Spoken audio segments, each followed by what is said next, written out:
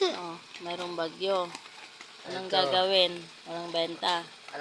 Alam tinda, alam benta. Ang gagawin po natin ngayon ay magbembangan tayo. Pagkatapos magbembang, kain. Pagkatapos kumain, kainin natin. Anong kakainin mo? Ang ating potay ni Mrs. Hindi. Masarap yan sa tag-ulan. Ganito Bembang. umuulan. Umuulan po guys. Umuulan po ngayon. Kasi parating na yung bagyong. Anong bagyo ba? Bagyong Bembang. Tapos lang niya pong nagbengbang.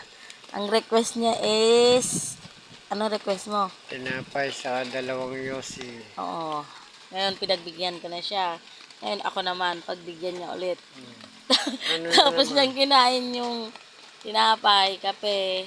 Tapos nagyosi na siya. Ano gagawin? Si Mrs. naman ang kakainin. Kainin mo ako. Kainin kita ulit. Totoo yan. Baka hindi. Sige, maligo ka na, magkakainin tayo. Sa sobrang sarap po kasi ngayon, tag-ulan. Malamig kasi yung panahon. Patutulogin lang po namin ang aming baby. Ayun. Si Baby Angel.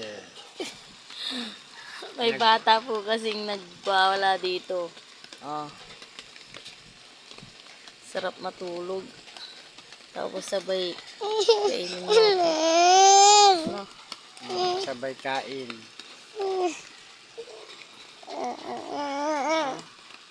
Ah. Ano request mo pagkatapos mo akong bingbangon? Gusto ko mainit na sabaw Anong sabaw? na nilagang baka, nilagang baboy. Eh, paano yan? Wala tayong pera. Amingi ka kay Father. Father, ang iyong anak. Ba't ang galing mong sumilat? Sumilat na. Tangkiki.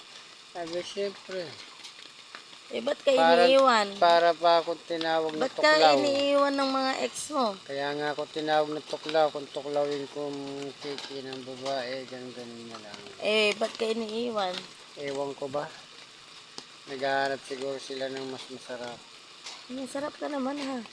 Eh, lagi naman ako wala sa bahay. Paano masarap? Ibig sabihin, ngayon ka lang nandito lagi sa bahay nung ako rin kasama mo. Opo.